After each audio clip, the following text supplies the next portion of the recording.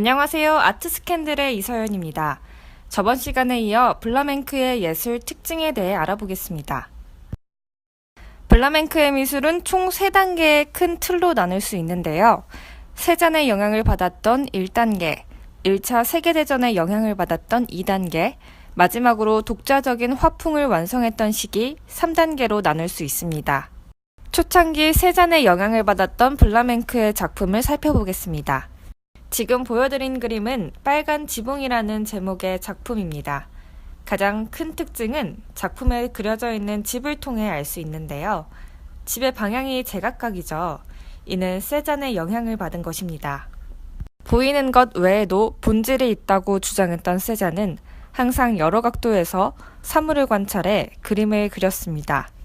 1907년 세잔의 회고전에서 깊은 감명을 받았던 블라멩크는 세잔의 그림 스타일을 자신의 그림에 녹여냈던 것이죠. 1차 세계대전이라는 끔찍한 전쟁을 치른 블라멩크는 파리를 떠나 나즈 지역으로 이동합니다. 전쟁의 부조리에 대해 부르짖고 문명, 현대화된 모든 것들에서 벗어나고 싶어 합니다. 눈 덮인 생기 있는 마을이란 그림을 보면 비바람과 흐린 날의 풍경이 보이죠. 이는 전쟁으로 인해 황폐해진 화가의 마음을 표현한 것이라고 합니다. 1910년 이후 블라멩크는 눈이 쌓이고 스산한 풍경이 담긴 설경을 계속 그리기 시작했습니다. 하지만 여기서도 강렬한 야수파의 색채감은 계속되는데요. 흰색과 적색의 대비감이 강하게 두드러집니다. 마지막으로 겨울마을의 거리란 작품을 보면 완전한 자신만의 양식을 구축했다는 것을 알 수 있습니다. 강인한 선의 자유로움, 견고한 공간감, 선명한 색조 대비를 통해 대범함과 강렬함을 표현했습니다. 또한 사선구도의 사용으로 거칠고 적막한 농촌을 표현했죠. 인적이 없어 텅 빈 도로의 끝은 자신이 걸어야 할 인생의 노정에 대한 표현, 큰 전쟁의 시기를 겪은 인간으로서의 허무함과 공허함을 표현했다고 합니다. 지금까지 모리스 블라멩크의 작품 세계에 대해 알아봤는데요. 마지막으로 감명 깊었던 모리스 블라멩크의 유언으로 마치겠습니다.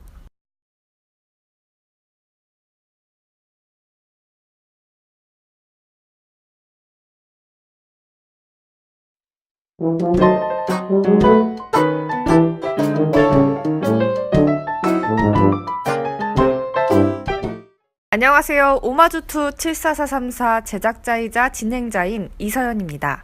새롭게 선보이는 오마주2 74434는 우리나라의 명작들에 관한 이야기를 다룰 예정인데요. 이 영상을 만든 이유는 2가지가 있어요. 여러분 혹시 10년 전쯤에 방영됐던 MBC 느낌표라는 프로그램 기억나시나요? 느낌표의 코너 프로그램으로 위대한 유산 74434라는 TV쇼가 있었습니다. 우리나라의 잃어버린 문화재를 찾아가고 알아가는 내용이었죠. 그 프로그램에 감명을 많이 받은 기억이 있어 오마주2 74434를 만들어봤습니다. 또한 74434는 해외로 반출된 우리나라 문화재의 숫자라고 합니다. 그 문화재들에 대한 경의라는 의미로 제목을 오마주2 74434로 했습니다. 자, 저의 제작 의도는 이렇고요. 이제 본론으로 돌아와서 우리나라 명화 이야기를 한번 해볼까요? 오늘 소개해드릴 작품은 안견의 몽유도원도입니다. 꿈속에서 본 무릉도원이라는 뜻을 가진 이 그림에 숨겨진 이야기는 무엇일까요? 조선시대 조카를 죽인 비정한 삼촌이었던 수양대군. 그에겐 1살 어린 동생이 있었습니다.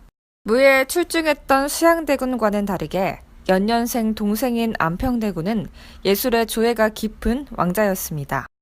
그런 그가 어느 날 꿈을 꾸게 됐는데요. 바로 현실과 무릉도원의 세계였습니다. 안평대군은 안견을 시켜 이 꿈을 그리게 했습니다. 안견은 사흘 만에 이 그림을 완성했다고 해요. 몽유도원도는 같은 시기 여러 동양 그림과는 사뭇 다른 면이 있는데요. 바로 구도입니다.